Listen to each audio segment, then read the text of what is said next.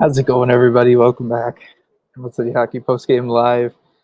That was a fantastic finish. I mean, there's no other way to talk about it, right? I mean, 2-1, just a huge finish. Great win for the team. Come out. They've been playing well.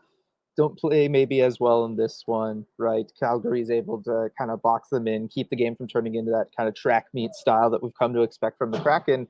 But the Kraken hang in there, they grind it out, take advantage of a 5-on-3, get a goal, tie the game, go to overtime, take advantage of a mistake on Calgary's part, and then the captain, who else, right, is able to go in there and pick up the big goal to win this game in overtime. I mean, this was the kind of trap game for the Kraken last season in just how it was played and the opponents and all of that kind of stuff. And for them to, we were feeling good. Just them getting overtime, getting a point. It was like, okay, you kind of ran into a team that took away your momentum, weren't able to really do what you want in this one. But hey, you're getting overtime, you're picking up a point. Anything can happen in overtime. Let's go. And then doesn't even take a whole minute into overtime before the captain shows up for you. Brandon Montour also big part of that play, going in, disrupting. I mean, it's just fantastic all the way around. Kraken pick up another win, bank these points against the opponents that on paper you're better than, right? I know Calgary was off to a hot start. I think the Kraken are a better team, and they played. I don't want to say they played like a better team tonight, but they did get the win, and that is what's important at this one. And so, very excited about that. Gonna go ahead and jump into some of these super chats real quick here. Light with the first one. Forget being the get right game. The Kraken are becoming the get wrong game. Ebbs hit him with the Captain Crunch to send those Albertan uh, some things home.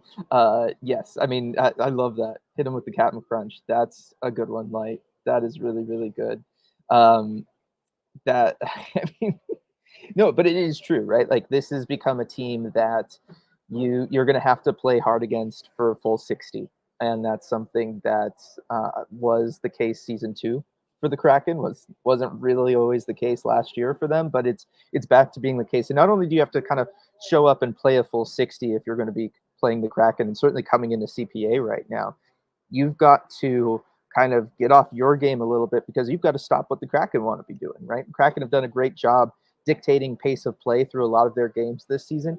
Calgary didn't really let them do that, but it also meant then Calgary wasn't on their game either, right? Like, they had to put all of their effort into just making sure the Kraken didn't turn this into an up and down the ice kind of affair, because Calgary wasn't going to be able to win that game. So Calgary had to pour all their effort into just containing the Kraken, swarm them in the neutral zone, play deep around your goaltender in the defensive zone. In the offensive zone, just forecheck hard. Don't let them get the good, clean breakouts that the Kraken have really taken advantage of to get up the ice quickly. These were all the things that Calgary was doing in this game to keep the Kraken from playing their game. But side effect of Calgary having to focus in all three of those zones and really be on it as full 5-man units meant they weren't able to do anything that they want to do either. And so that's kind of a new feeling for a Kraken fan, maybe, that these other teams have to take you so seriously that they have to get away, even when you can't dictate the pace of the game. They have to get away from their game plan to make sure that they're taking you out of it. And that's something that's, like I said, new, really exciting. Love that for the Kraken. Coop with the super chat every night before bed. I thank God for Brandon Montour. Montour has just been off to a crazy start. I mean, he's been arguably the Kraken's best player, and I say arguably only because Jordan Eberle exists, and he's played so well, and he picked up the OT GWG tonight. So it feels kind of blasphemous to not say Jordan Eberle, but Brandon Montour has really made what the Kraken want to do on the ice happen. And I mean, just right now, most slam dunk of free agent acquisitions there from Ron Francis. Absolutely incredible. B had me worried for a bit, but now we know they can win boring-ish just as much as they can win fun. 2-1, 7-3, Kraken hockey comes in all forms. Exactly. Like, this is, even though it wasn't as entertaining a game as we've come to expect from this team, or as we've gotten so far this season, this was important to see that the Kraken could win a game like this. They could grind one out. They could send it to overtime, because they haven't really, It's been early in the season. Teams haven't really game planned for them the way Calgary game planned for them tonight. This is the first time seeing something like that. And for them to respond as well as they responded, I think was very important. And for them to stick with it, battle through, get the W, just huge. And now doesn't matter what the situation is. If the Kraken are just kind of within one, maybe two, they're going to be in it to the end, whether it's a grinded out kind of slog of a game like this one, or it's going to be one of those kind of fun back and forth style games. We've seen them now do it both ways, and that's huge. Sean, the super chat, very, very clever number here from both Sean and Gary with these next couple of super chats. But we'll start with Sean, Captain Ebbs, Joey, Monty, way to grind that one out. Those would certainly be my 3 stars from this one. They all played a fantastic game. I think it would not surprise me if we saw the belt given to one of those 3 individuals after this one, just the way they played in this. And how about this, right? Last game, get the goal support for Grubauer. This game, goal support not there for Joey Daccord. Joey Daccord still shows up huge, makes a lot of big saves for the Kraken, keeps them in this game. Even the goalies are starting to show that they can win both ways now. So that's really cool to see from this group. Gary with the next one. Stevie goal, Captain Dad. Nerves at the end with the pressure. Calgary was pouring on, but the boys held strong. Came out with the win. Let's go. Yes, not to get lost in the excitement of everything was Calgary really did kind of pour it on at the end of that third period there. They really started to pile up the chances. Kraken did a great job through the first half of the third period of dominating things. At one point, it was 9-1 shots in the third period in favor of the Kraken. Calgary able to go in there. They end up, entering overtime with equal amount of shots on net. Both teams. So Calgary did put on pressure there. Kraken able to survive it, grind it out, get to overtime, and then get that one. So love that. And I love the Captain Dad. That sounds fun too. Captain Dad, Captain Crunch. There's some good stuff. There's some good stuff here. I'll tell you what else is good. And Gregory knows that this stuff is good. And that's Lemon Lime Gatorade. Because it is Lemon Lime Gatorade time, baby.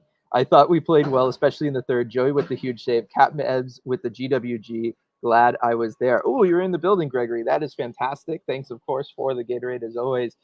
Yeah, this was a really good one. I feel like to be in the building for and to kind of see this game. I know everybody wants the big fun back and forth, exciting games, right?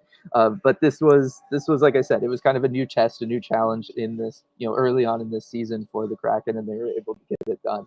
And and it's always exciting when you get to see an overtime game winner. Like the crowd comes alive in a way that they don't for anything else, and I'm always happy when I'm here for it. I was here for that Justin Schultz one last season in that Flyers game right before the Winter Classic.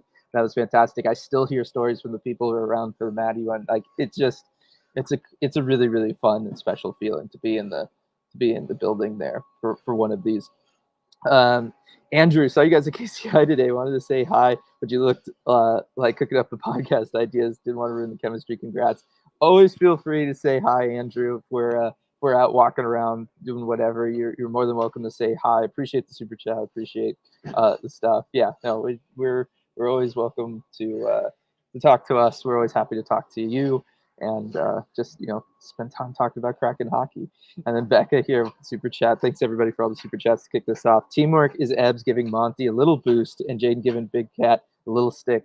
Yes, so I mean we loved that when Eberle helps get Montour back to defend on that chance, right? Gives him the boost. He's able to kind of make it a one-on-one. Montour is able to get there in time, and I genuinely think he would not have been able to get there without the boost from Ebbs. That was it's just a heads up play. Like that's just a savvy veteran play. Like you just don't see plays like that all that often. So I was really excited to see that one. Of course, Jaden Short's giving Big Cat a stick. You always want your defenseman to have a stick in just about any situation like that. They were able to get it done. Again, love the teamwork, love the camaraderie, love being able to do that if you're them. Lots of good stuff from this one. And then just Montour being able to kind of get that puck out into space a little bit in overtime. I'm thinking about there was a lot of moments in this one where they really did play like a team. They're playing like a unit right now, and that's a big deal for them. Like with another super chat here, thank you, Light. They didn't get points, but if Maddie and Shane play like they did tonight all season, they will put up cricket numbers on their stat sheets. That's what I've been saying, like, especially with Shane, right? Like, he's playing really well. I know the points haven't really been there for Shane, but he's been playing really well. You saw him, like, drive to the net in the 3rd period. In this one, that could have been easily could have been a goal. You play like that, you are going to score goals. They've had a lot of success doing stuff like that. I think certainly for Shane, we're going to see the stats come at some point. Maddie, again, focuses have been more on the defensive zone, playing with line mates where there's been maybe a little bit more struggles. And this one, I thought Maddie's passing was kind of off. A lot of passes from him, either just ahead or behind a player. A lot of passes into the skates. He's going to need to work on that. He makes really good reads and he gets the timing down really well. He can kind of thread the needle honestly better than most on this team, maybe better than everybody but Montour. But it's one thing to make the read, get the puck like generally where it needs to be. You really want to start racking up those points. You got to get it to them in a spot where a player can make a play with the puck when it gets over to them instead of them having to kind of calm it down, collect it, get it out from under their skates, something like that. And so I think that's kind of like that next step that Maddie can take is just kind of working on cleaning those up a little bit, especially when in the neutral zone. It's when a lot of them they're starting a rush, and he'll make a right read, hit a guy with speed, gonna really put the other team back on their heels, but then the pass is just a little bit too off, and they're not able to really capitalize on that momentum. And Nicole here, we may not be tied with Calgary for the division lead, but that's Kraken hockey, baby. Yes, it is indeed, Nicole. That was Kraken hockey. They got it done, and yes, not quite there yet, but they keep playing like this. They're going to be in really good shape as far as the standings go in this one. So love that for this group. Love all the super chats too. Thank you, everybody. Going back over into chat, Zoe, great win. Coop with the excitement as always. Shano writes, loving Monty. Best revenge is winning, and boy, it feels good. Yes, it does, Zoe. Yes, it does. Brian finally went over Calgary at home. Yes, I mean, this was only the 2nd time that the Kraken have been able to get a win against Daniel Vladar. He has really had the Kraken's number. He was 5-1 coming into this game. Going to leave it 5-2 or 5-1-1, I guess. I guess I'll be accurate here. But good to see that from this group. Good to see them be able to do that. And yes, as you said, Brian, get a win over Calgary at home. That is really important. So I think that was something that a lot of people wanted to see. Yeah, Fusion Mix wasn't able to watch the game, tuned in for overtime. So glad I did. Yeah, that was the time. Honestly, you didn't miss like too much beforehand, but you definitely you saved it for the right time to tune in. That is for sure. Oh my gosh, good, really big here super chat from Elizabeth. Thank you very much, Elizabeth. Really appreciate this.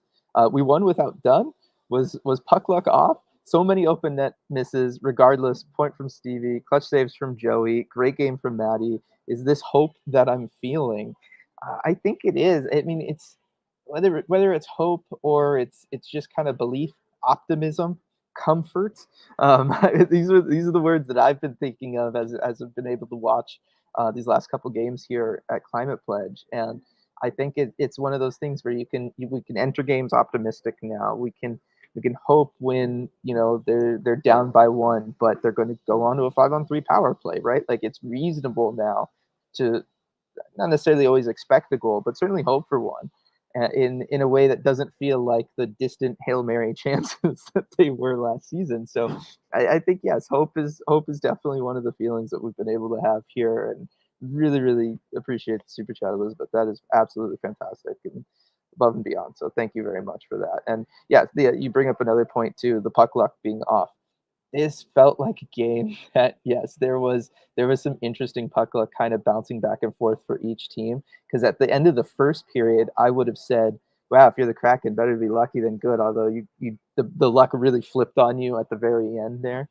But a lot of the first period, Kraken got kind of lucky with the puck luck. It really went back and forth in this one. I don't think either team was ever true. Like I guess you could maybe for the overtime goal, right? You get a little bit lucky there with how everything shakes out for you if you're the Kraken. But yeah, this was one where both teams they were so focused kind of on each other that I think there were some moments where there was momentum to be had for either group, and they may have let it just kind of go to the wayside. So kind of interesting, again, different than what we've seen, but I like seeing the team win in different ways. I think that's important Coop, Vladar's been such a boogeyman for us. Nice to beat him. He has been. And like I said, 5-1 coming into this game. Going to leave 5-1-1.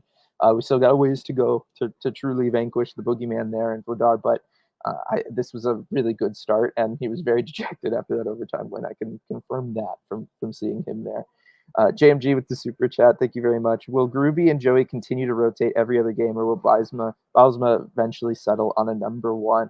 So we obviously don't have anything from Dan.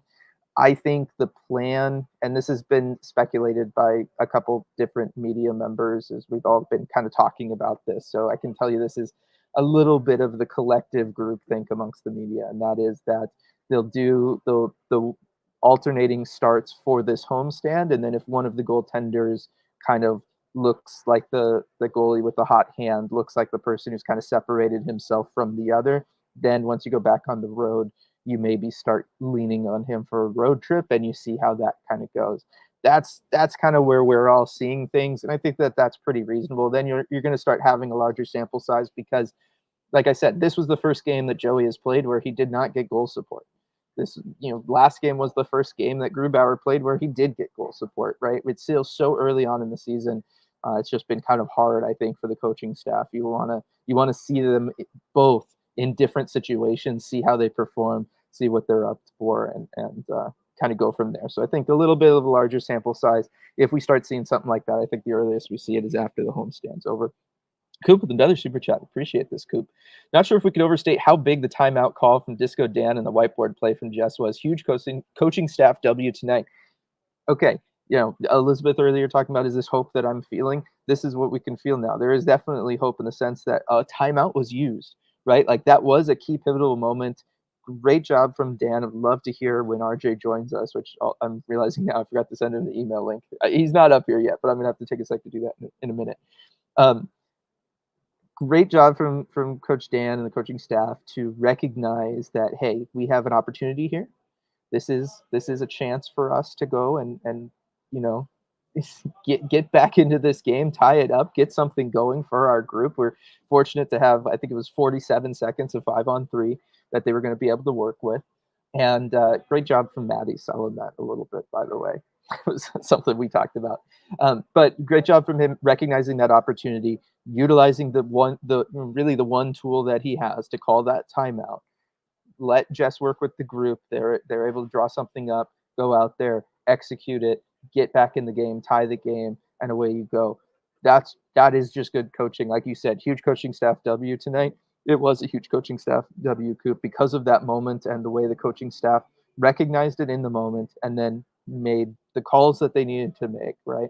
Whether it was Dan, Jess, doesn't matter. It was a big deal, and that was something that was really neat to see because there was a lot of times last year, right, where momentum would hit or there would be big opportunities in games, and the Kraken wouldn't necessarily take the time out to draw something up or wouldn't take the time out to kind of slow the momentum if things were going in a negative direction for them. They just kind of tried to always power through, and there are times for that. There's times where you can do that, but there's a lot of times where you can just make the smart call, do it right, make sure you get it, and make sure you go out there and you execute and are able to get back in the game. And that's what this coaching staff did in this one. So yeah. I realized I hadn't even gotten a sip of lemon lime Gatorade because all these super chats have been flying fast and furious here on me. Got the link over to RJ too, so he'll join us when he is ready. All right, coming back over here into chat. Kyle asking, is Daccord goaltender number one? Yeah, I think I kind of already answered that a little bit ago. We'll see is the answer. Leah, love the win, but disappointed we didn't come out and force a fight like the Avs did to Ebbs last year. So yes, there wasn't really anything aimed at Pospisil in this one. I know there was a pretty decent chunk of fans that kind of were expecting to see something. Wasn't really any booze in the building, like maybe heard some scattered ones, but for the most part, it did kind of just feel like that was done. It was just kind of over. I know RJ had asked Coach Bylsma at Morning Skate about it.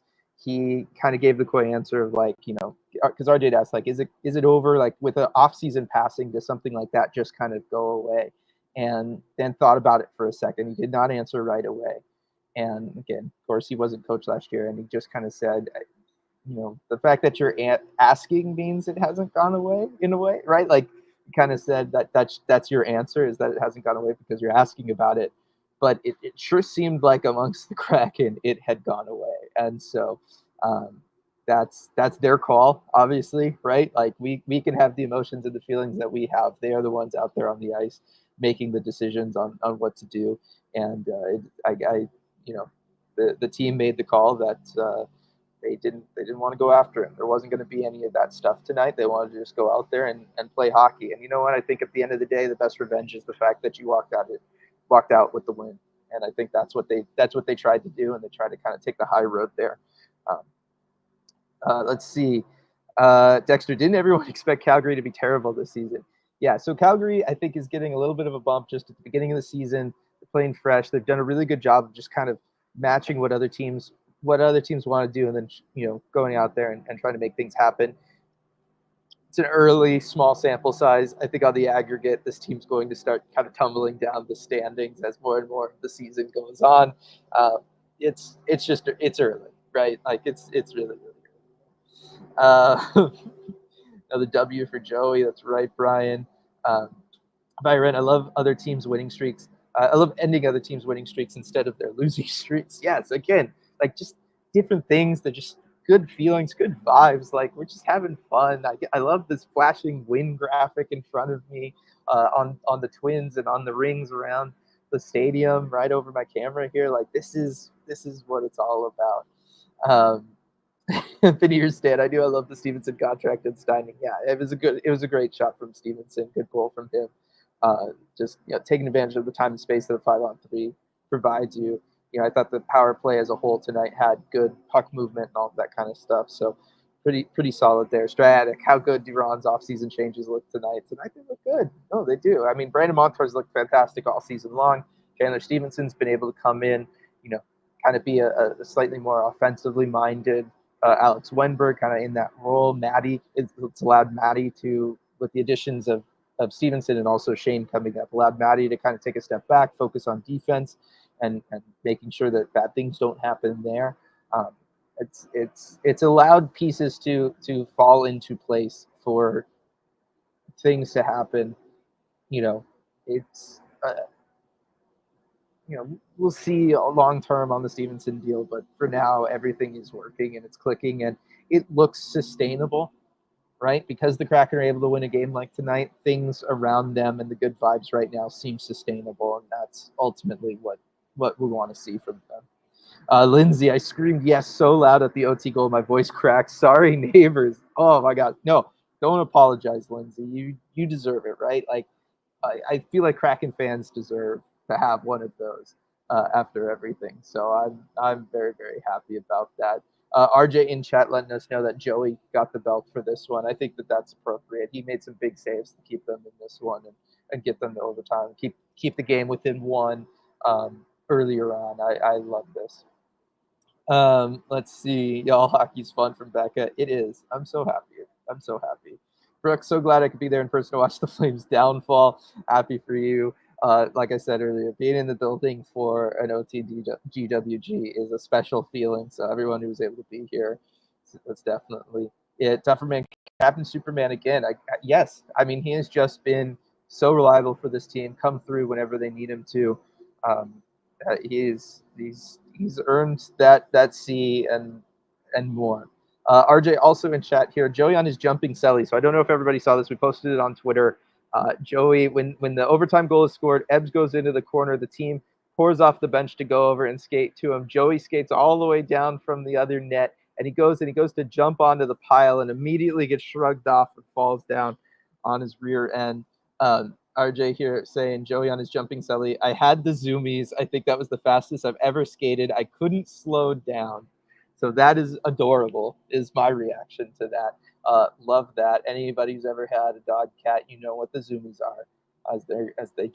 They have too much energy. They cannot contain it. They just have to let it out somehow.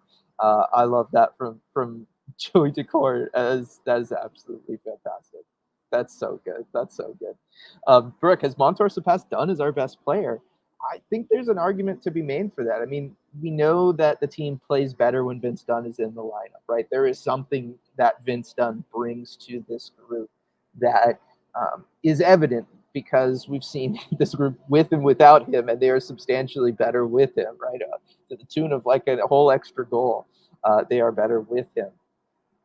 I think with the style of play that this team wants to play now under Coach Dan Bylsma and what they're trying to do, I think Montour is maybe a better fit for that. And I think Montour, it's evident, he's been playing the most minutes. He's been the guy out there in the key situations, both offensively and defensively, a little bit more than Vince Dunn. So I think there's an argument to be made that, yes, Montour is better than Vince Dunn, but that's not to take anything away from Vince Dunn. Vince Dunn is still, you know, probably then the second most important player to this team if Montour is number one. It's just they're both very, very instrumental in what the Kraken want to do. Lindsay, my willpower to not buy another jersey is crumbling, and it's all thanks to Brandon Montour being an absolute stud. It would not shock me if by the end of this year, when I'm in this building, I look out and I just see Brandon Montour sweaters, as many as possible, because I think let's put it this way: it would not surprise me if come a couple games after the holidays, I look out and I see a lot of Brandon Montour jerseys, and I think that could be a big holiday gift this year. Lots of love for the Joey Zoomies here. That is good. I'm happy everybody appreciates that. That is good stuff, and good on RJ for getting it to us as fast as possible. Strack, I love McCann's playmaker era. Again, this style of play really does seem to suit some of these guys better than others. I think Jared McCann is a player that he's always been really skilled when the puck's on his stick. We know about his shot.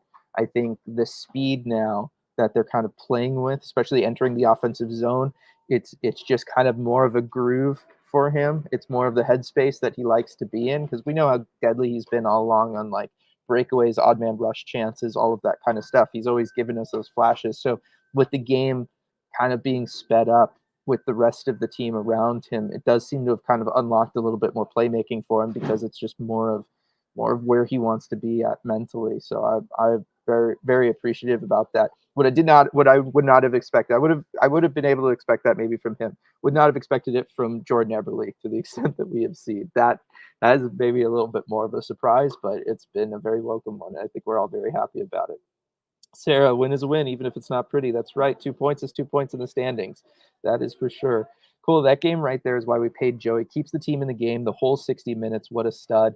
Agreed. I mean, this is the stuff that you want your goaltender doing. You want them to be able to keep you in a game, keep it 1-0, let you, figure things out, come together as a group, take advantage of a 5-on-3, all that kind of stuff, and then put you in the spot to at least collect a point at the end of the night, right? We always say good teams find a way to get a point.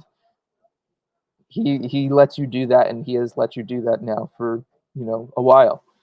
And I think that's why Ron was comfortable paying him, and the organization wanted to commit to him, was because he has done that now for enough that you can kind of come to rely on it. Let's see here. Lindsay finally beat the Flames at CPA, monkey off the back, and it only took 4 years. That's right. Daniel, is it just me, or does Calgary always look like they're playing bubble hockey with their constant wide spacing? That's an interesting comment there, Daniel. I guess I focused a lot on what Calgary was doing when the Kraken had the puck and the way they were kind of aggressively forechecking. Like I said, the swarm in the neutral zone, kind of collapse in the defensive zone. When they have the puck, what's interesting is they do want to use the big bodies that they have. Like, this is a very large team. They have a lot of big bodies up front, particularly in their top six. I know that was something that kind of worried Coach Dan this morning. He talked about it, and then worry is the wrong word, but it's something that him and the coaching staff were preparing the team for. And watching them tonight, like, it is difficult, because the way they can kind of come in, they don't need to group up that much, right? They don't really need to do that. Their size kind of allows them to go in, and one individual player can go drive the net, make space for himself. One individual player can go to the corner, win that puck battle, do it himself. They don't need to kind of group up and help each other out, just because they all play with size, and they all have size, and they all know how to play with size. And I think that that's really important for them. And so that's I think that's a little bit of what you were seeing there, Daniel. But I do know what you mean. They were a little bit more spread out than what we're used to seeing. Fusion Mix pointing out Stevenson again played a lot tonight. Played more than any other forward. I mean that is what Chandler Stevenson has been up to this last little bit. He is the guy that they're counting on, similar to Alexander Wenberg's use last year and the year before that. So like I said, he's a little bit more offensively focused than Alexander Wenberg, but that's kind of the role and place that he is. CJ Maddie was noticeably working hard tonight. Yeah, I think he works hard every game, but he was definitely out there, kind of wanted to maybe make up for a little bit of the stuff from last game. There. B also agreeing. Don't think he's on the score sheet, but Maddie quietly had himself a game. Yeah, no, he had a good game. Like I said, it's just those passes. It's just those opportunities, particularly in transition, where passes just aren't quite there, and it kind of kills me a little bit because I know what kind of chance the team would have there with them, and just kind of can't quite get it. Let's see. Hockey Fork, man, if Steven can keep this up for half the contract, I'm okay with it. That goal was a beauty. I know it's not a strong suit, but 70% on the dot, dang. Yes, was this the first game that the Kraken won the face-off battle? It might be, because it feels like every game I'm like, oh, they didn't do it again. But they were able to get it done tonight. Calgary definitely struggles in it. But Chandler Stevenson coming in and being a guy that you can rely on for face-offs, that is part of why Ron targeted him in free agency. That is partly why he is on this team, is because they knew they needed a face-off man, and he has come in and he has done it. And it seemed like the Kraken were doing a good job with the power play face-offs too, which again, got to keep that up. Got to keep that up. Coop, that PK goal, while not pretty, was a good screenshot from Calgary. Yeah, I still have issues with the penalty kill for the Kraken. Well, yeah. So like, I feel like that's probably the one area with the Kraken that I would say they have just not been playing well. And it's and like there's not even like elements that I would pull out and be like, well, at least they're doing this or something. Like it just really feels like the whole thing is kind of been a struggle. They were kind of passive again on it tonight. Got a little bit more aggressive on a later Calgary power play, but still passive. It's a really kind of it was a rough read by Joey to go out there and play that puck. It was not the right call, I think, is what we can kind of just agree on. It was not the right call. He goes out there, it kind of threw off the whole PK unit because I don't think any of them were expecting it. And then they all kind of held up and they kind of stood up a little because they were like, okay, well, where is he going to go with this? And then he just kind of left it. And it took them all out of the play. And that's not really what you want to do with a PK unit. But just in general, this year, the PK has been, I feel like, the one area where things still need to come together. Although I would say that about the power play in the sense like it's just, oh, they'll get more reps and things will come together. The PK has just been bad. I think there needs to be a little bit of a change in mentality there, if you ask me. But you don't have to just ask me because RJ's here. RJ, hey, Dylan. Yeah, I was just talking about the PK. You know, it's the one area where Calgary is able to get a goal tonight. I think the PK is the one area that I would say this team just hasn't played well on at all. Yeah, it does. Right. It does seem a little bit disjointed. It feels like they're still almost to a man trying to figure out exactly what they want to do and who they want to be. You've talked to me in the past about how they're kind of too passive, then they get a little too aggressive, and it just feels like they are kind of bumping into each other at times, and that stuff needs to get sorted out. It's really just a practice and a reps thing. We've seen it come together in other areas of the game, whether it's the power play or like moving the puck through the zone, right? Getting those breakouts. I think the PK is just one of those things that have yet to click. Yes. How about something else that's clicking for this team in a good way, though, RJ? And that is the fact that they can win at home. As Andrew's pointing out, can we just appreciate that we're winning games at home? It's huge, right? And it makes a big difference for all the fans that showed up here. The atmosphere was great. And it's just such a difference this year from last year. And I think, our buddy Darren Brown, in one of his questions to Dan, phrased it really well. He said, this team is just finding different ways to win, where last year's team, it just felt like they were finding different ways to lose, especially at home. That's me adding the especially at home. Yeah. But it feels that way, right? It felt like in this building last year, they would just find a way to lose somehow when the momentum turned against them. And it just feels like the opposite so far. I guess maybe the home opener is an exception, but just feels like things are different. Yes. Nicole with a good super chat here. Thank you very much, Nicole. when the Kraken signed Brandon Montour, I turned "We Are the Champions" into a celebration of the signing. I love to see that I've been justified in my excitement. I mean, I did fudge the stats to fit it in, but whatever. Yeah, no, he has just been fantastic. We were talking, RJ. The question was raised earlier: is he the Kraken's best player? Is it over Vince Dunn? Has he kind of surpassed him there? I think he is. I'm ready to say it. I think he is the Kraken's best player at this point. He is such a difference maker from the blue line, and he stands out in a lot of the ways that Vince Dunn also does. But I think just with how much more of the ice he covers as well, and Dunn is a fantastic defenseman, but he's more about moving the puck up the ice. Montour can make an impact on any area of the rink. It feels like at any given time. And I think that's what sets them apart. They can both play big minutes, but I think we're seeing, especially in Vince Dunn's absence, just how much of an impactful number one Brandon Montour can be. Yeah, it has absolutely been huge. And thank you again, Nicole, for the super chat there.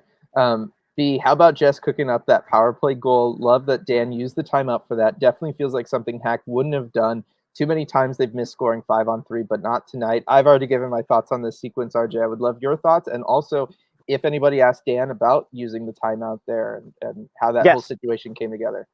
Yeah, we heard from Dan about that. We heard from Chandler Stevenson about that. I'll start with Stevenson. He did say that is what they were trying to open up with, kind of drawing up the play there. He didn't give too much away. I think neither he nor Dan really wanted to give away any, trade secrets, right? But when you're basically opening up that passing across from the point there, and Stevenson said that's basically what you want to do on a 5-on-3 is get some movement and shoot, because it feels like almost whenever you shoot in that situation, it's going to go in. And that's kind of his take on it. And then Dan was identifying that 5-on-3 as a pivotal moment in the game. And personally, it wouldn't surprise me if he uses the timeout like every time they get a 5-on-3. He was talking about how important the 5-on-3 is and how rare those are. And just, it's one of those where you need to score. And he didn't just talk about the importance of scoring on that, but when you don't score, it's a huge letdown for a team when you get an opportunity like that. And so he recognized that moment, how important it was, and wanted to make sure that the right thing was drawn up.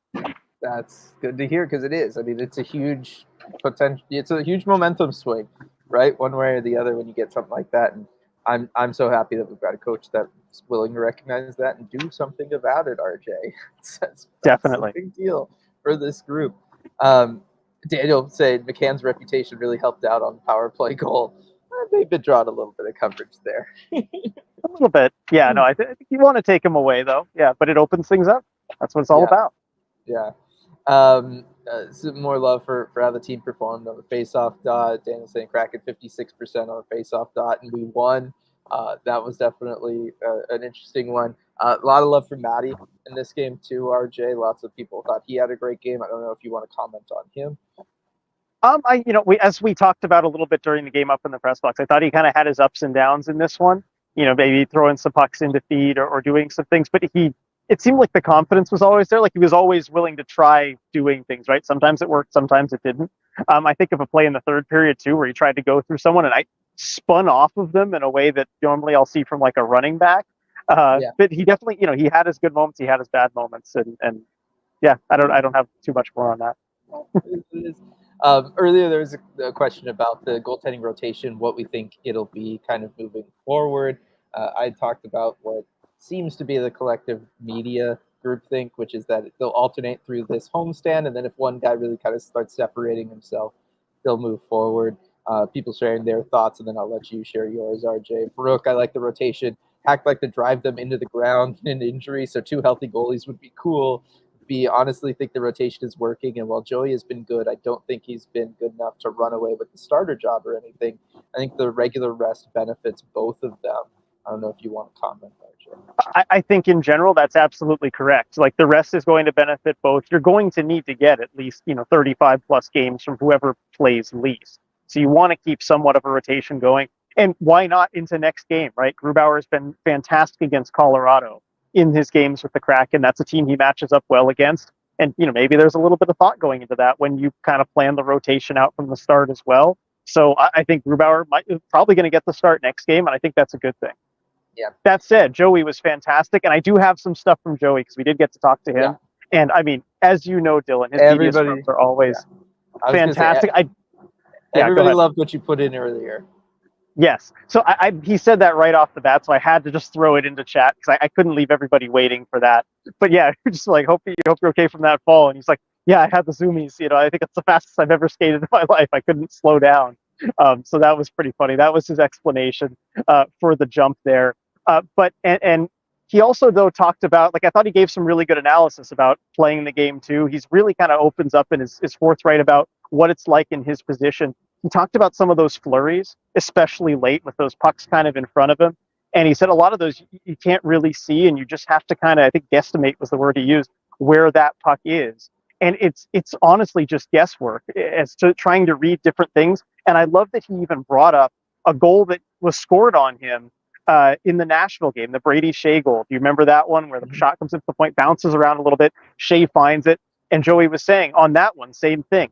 I didn't see where the puck was, and I just kind of had to guess where it was going. And he said, I saw one guy look over for it in a direction, and so I just kind of threw myself in that direction and then, felt it kind of go in under my arm. But that's the reality of playing goalie. And I just thought that was a really cool window into his job and his thought process when playing there. And so a lot of it is educated guesswork. Yes. That is interesting to have a goaltender talk about the process in a situation like that, because I mean, it's chaotic looking at it from up here, right? It's chaotic looking at it from home on broadcast when situations like that go down. I can only imagine to be on ice level and be the guy responsible for trying to keep track of the puck. It's got to be a lot in a situation like that for sure.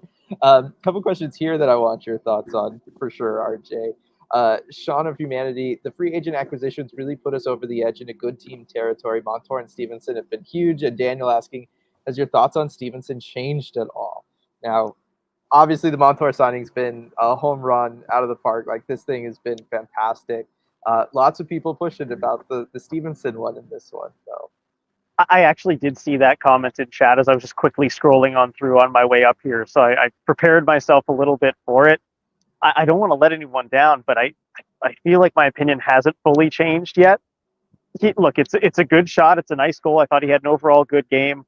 I stand by what I said, that I don't think he's a true difference maker. Probably helps take some of the pressure off Maddie and Shane, as we talked about, right? But I still don't think he's kind of truly even maybe a 50-point player. That's just what it is. So my opinion hasn't really changed. But again, props to him in this game. He played well. Yeah, I think he's what the Kraken needed in the sense that he's going to win faceoffs. I didn't give a good answer earlier, so I'm going to give a better one now, everybody. I know I just kind of backed down to that question earlier. He gives them the faceoffs. He does provide a little bit of creativity offensively, something that they needed.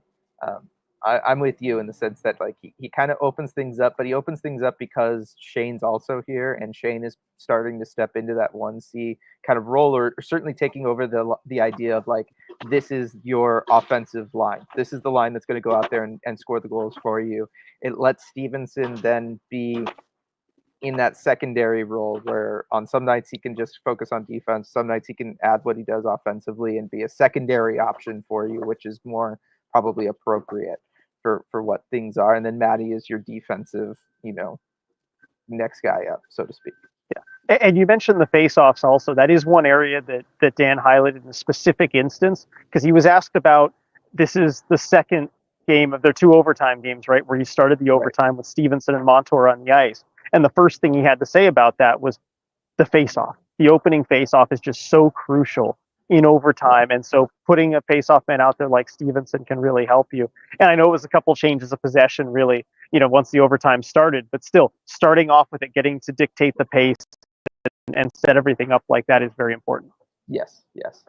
Lindsay Forsland didn't cite you, RJ, but quoted your question about Pospisil on the broadcast. Oh, cool. I was going to say to give Forsland some credit, right? Or here it probably just listen to the audio, and it's unclear, like maybe who's asking the questions in situations. Yeah, exactly. You go back and listen, and the broadcasters, they are so busy. Like often they'll just be able to go into the box and just kind of listen to things quickly. Like, no shade all with the citation or anything. But it's cool just that that he used it. Yeah. Let's see. Apparently, they asked Dan about Joey wiping out in the post game interview. Coop saying yes.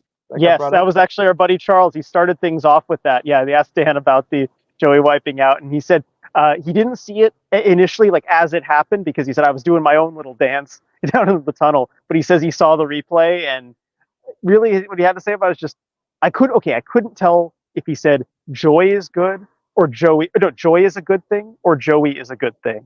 I couldn't tell which one it was, but I'll let you interpret it. I like everybody deciding for themselves there. I think that's a good idea there. Byron pointing out Pospisil was 0 for 7 on faceoffs tonight. So there you go. I honestly didn't realize until today that he was a center. I didn't either. I had no idea. I'm right there with you. Let's see. Coop, I'm trying to wrap my head around how good Florida's Daccord must have been if Montour was playing a third-line role at times. Does not compute in my brain. That's a Stanley Cup winner. Right, and Mahura, who we've seen play 2 really good games here for the Kraken, I think, as a seventh defenseman coming in, joining the lineup just when needed. Just healthy scratch on that team, right? And I thought he's looked really good when he's been able to come in and play for the Kraken here. Yeah, I mean, that's what goes into a Stanley Cup winner, right? You have guys that can be in much bigger roles on other teams, but you have so many of them and you're so stacked, and that's how you get through 4 rounds of playoff hockey and come out on top. I mean, we're seeing the effects these guys can have. Imagine having that guy as like a third pairing defenseman. How do you lose? Yeah, exactly. A couple quick lineup questions here. First one from Jason. It's more of a statement. I would like to see McCann on the Stevenson line. I still think at some point we're going to see that, and I think that could become a nice dynamic duo for the Kraken. RJ, just Stevenson's passing with McCann's finishing ability.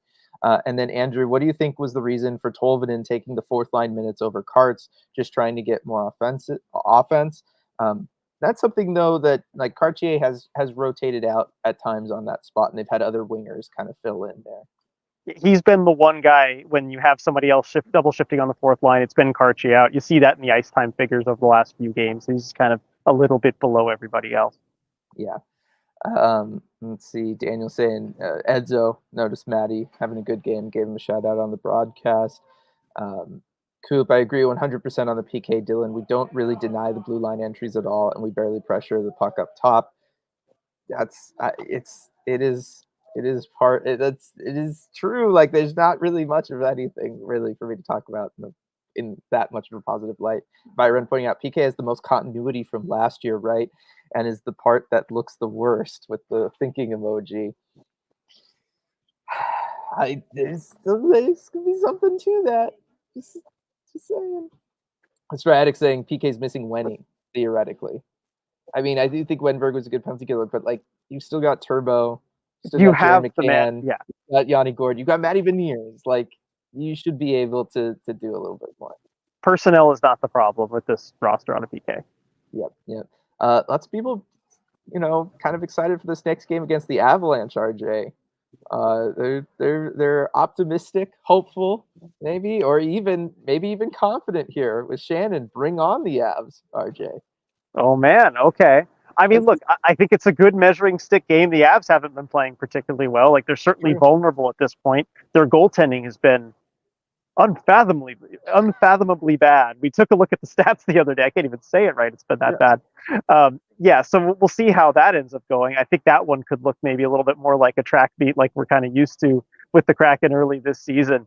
But it's going to be a fun one too. And they really haven't faced a whole lot of bona fide star players yet this season. And I feel like that's the next step in trying to win more games, right? Is being able to face teams that have a real star player like a Nathan McKinnon or a Mikko Rantanen and be able to shut those guys down while still doing what you want to do.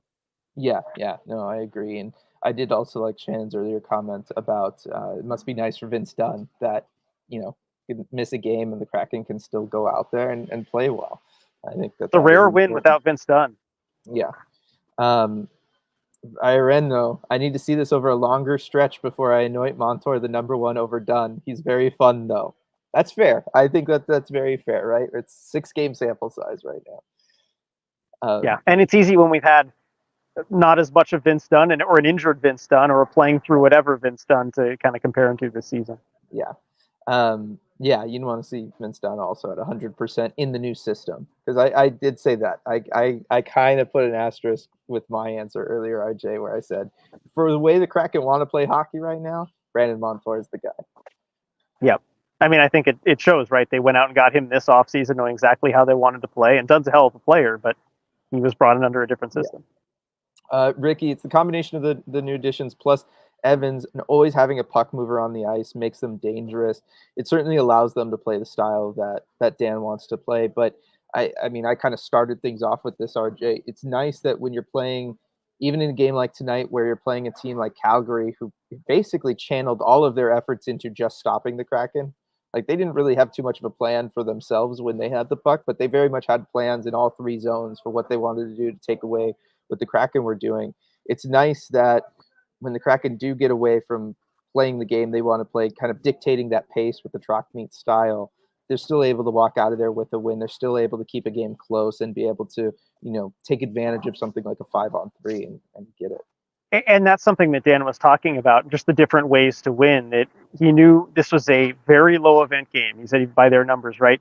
It's far and away the lowest event game that they've played. And he said the nature of a game like this is that it's going to come down to those little moments, whether it's just a little mistake here or there or a 5-on-3 or something like that. I think this is a type of hockey game. This is a type of hockey game that you will play, that you will find yourself in over the course of a season. Jordan Eberle talked about it a little bit after the game too. He said, we have to be able to win games 6-4. We have to be able to win games 2-1. He said these actually feel a little bit better because it feels like there's fewer mistakes. But this is one of those types of games you need to be able to win. One that they hadn't won so far this season. They hadn't really had a chance to go out and do something like this. Maybe the Dallas game was closest, but they showed they can do it. Yep. Good night, Pablo. Thanks for joining us, as you always do. I appreciate it. Kaylin, Dan and Joey are peas in a pod. I like that. And then B, the joyful Joey is a great thing that it is. Lindsay pointed out Gruen net versus the Avs. He always gets up for those revenge games. That is true. Yep, that's what I was saying earlier. I think he is the choice against Colorado, and every other thing just works. Yep. While it's cool that the team is scoring by committee again, having McCann and Ebbs be point per game players can take the team to the next level they couldn't get to in year two. That's true. And I talked earlier, RJ, about kind of McCann's additional playmaking. I believe it was Stratic who had brought it up to give credit there. And I think this kind of faster pace style for this team, it just fits Jared McCann. It allows him to kind of unlock more of his game because he's more comfortable playing at speed, I feel like. And I feel like the team was maybe a little too slow at times for him last year. It was quicker year two, and we saw him, have the 40-goal season and all that kind of stuff. It really does feel like he's feeling it in more aspects of his game than just shooting the puck right now. And it's just because things are happening faster.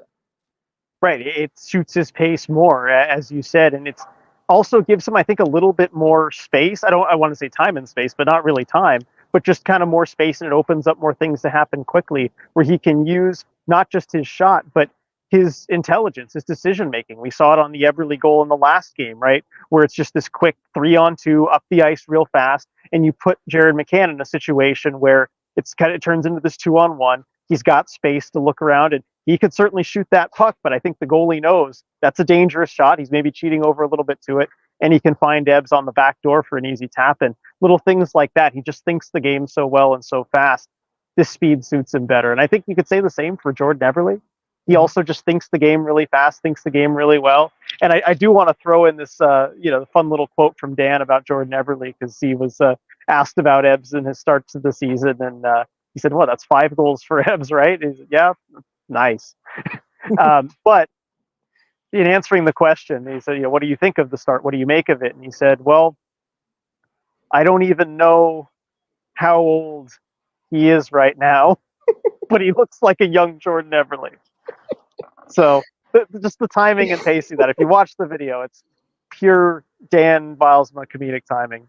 It's true though, because I talked about it earlier, and I had mentioned I understand why McCann's playing the way he's playing, and that this style of play kind of unlocks him. I would not have guessed in a million years that it would have unlocked Jordan Eberle too. That it would seemingly have taken 5, 7, 8, 9, 10 years off of Jordan Eberle to play just kind of fast and loose like this. I would not have thought. Yeah, you asked me before the season or even last year, I wouldn't have thought. And we knew that Dan, might be the coach. We've seen his systems before. We've seen Jordan Eberle before, and I didn't think it would come together like this. Yeah. So, obviously, knock on wood, hope it all continues, all of that kind of stuff. We're not even 10% of the way into the season yet, but it does seem like it is agreeing with him just the same way being captain has. Coop, I honestly think this might be the first time I've seen Kuzmenko play against the Kraken without him making a major contribution. He's one of those guys I feel like always balls out against us. I know he was a player that you were watching, RJ. Yes, I like Andrei Kuzmenko. I enjoy watching him. I think I turned to you and called him slow Daniel Sprong. But he's just a fun guy to watch. He's got that shot. He's got the offensive instincts. And yet he has historically done very well against the Kraken. I think because he's also a guy that if you leave him with time and space, if you ignore him, if you lose him net front, he's going to make you pay. And past Kraken teams, I think, have had a bit of that absent-mindedness that he thrives on, or thrives against, I mean. Yeah. And this team just doesn't seem to have it as much. Yeah. As Amanda here saying, love having a coach that knows what joy is. I agree. That is nice. Coop, for how much grief people, myself included, give Borg and Alexiak, we should shout out the D for no guys being left wide open in the slot or back post net front tonight. No big lapses, in my opinion. I agree with that. There were no big lapses in this one, right? I mean, the one goal against, there was a lapse in judgment there. It was from Joey Daccord, so it wasn't a defenseman. That is true, Coop. Like, they did do a good job of cleaning that stuff up in this one. Yeah, and that's super important, especially in a low-scoring game like this, where that kind of thing is the difference. All it takes is one, and the game could be over. The third period, you let one player sneak out net front, it could be over. And by the way, Joey owned up to that goal too. He just essentially said, "I messed up. It was near the area where I couldn't play the puck, and I just kind of flubbed it, and that's what it was." But he was able to bounce back and be perfect afterwards. Yeah, love this from Jeremy. The sea woke up that dog in him. Talking about Jordan Eberle. So that's a good one right there. It did. Yeah. Let's see. Coop, not just Borg and Alexiak, but the whole defense. I mean, yeah, no, we got you. Byron, I just want Maher to get a point so he can be the first to all skaters have a point. That would be really cool. And then Byron also pointing out the shot chart doesn't look great from tonight, to be fair, which is true. There was elements of that, right? As much as we're complimenting the defense on not having any like obvious lapse or mistake, RJ letting somebody get wide open. They did allow a lot of shots in tight around Joey. Joey just did a great job of kind of standing tall with them. Yeah, he was good at covering it down low, and that's really all they were. There were a lot of kind of hack and whack type stuff right in front of the net, and as long as you don't have holes down low, I remember there was one in front of, I think, the left net I'm looking at here where it was just three separate whacks, and I think it counted as three separate shots on goal, which technically it was. And so it created this big bubble right in front of the Kraken net, but overall, I feel like it wasn't that dangerous that one. Yeah. Tammy, I think that the fast play allows Ebbs to capitalize on his experience and just trust his muscle memory, not overthink things. I like that, Tammy. That's you might be onto something there. And then from Lindsay, Jordan Eberle needs to share his off-season training regimen with other aging vets. Eberle's magic de-aging elixir. Feel 10 years younger in one summer. Better than an amulet. Lol. Love the reference there from Lindsay with the amulet. Look, I will say this. One of the things that, Jess Campbell has been known for in years past has been working with guys on their skating and getting faster, staying agile as they age and have a lot of NHL minutes start piling up on their bodies. Jess Campbell happened to be added to the coaching staff, RJ, this offseason.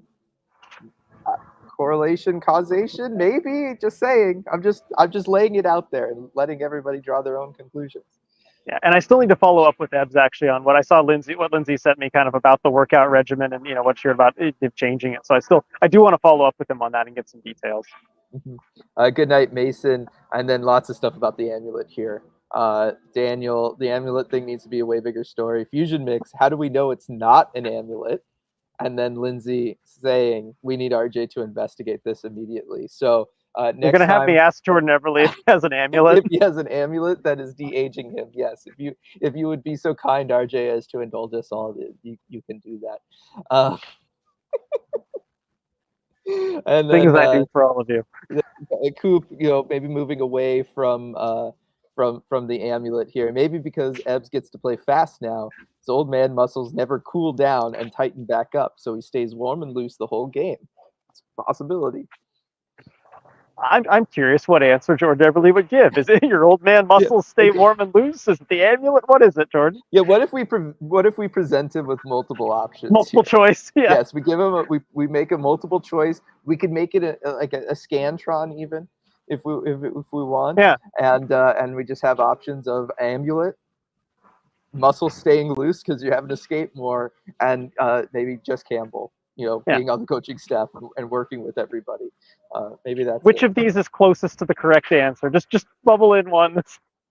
What was it that they always used to say, right? Like you would select the answer that you feel is like most appropriate or closest to the correct that answer. Was the coaching I always got, right? Is like if you don't see one that you know is for sure, just pick the one that's closest. Yes. Fusion makes the Everlightenment is too long. It's a new shirt idea, RJ. Just say the Everlightenment.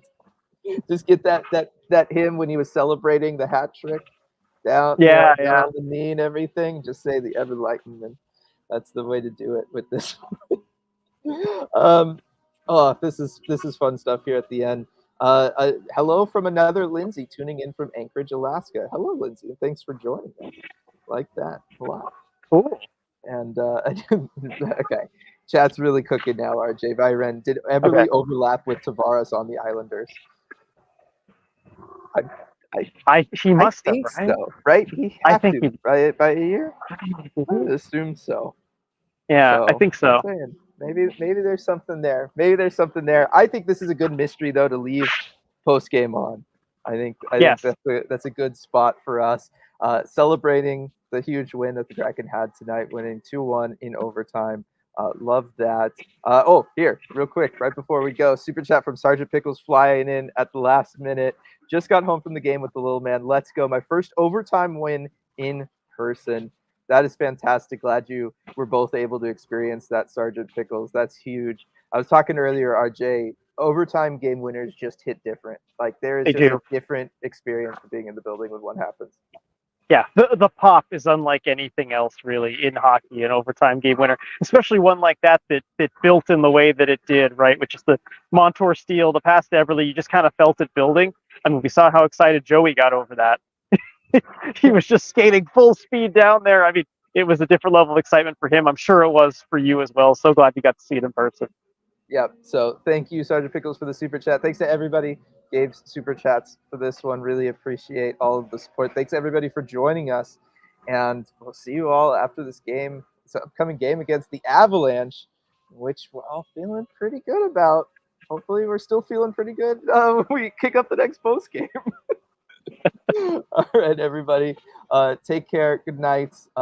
Keep your amulets safe, and we'll see you all next time.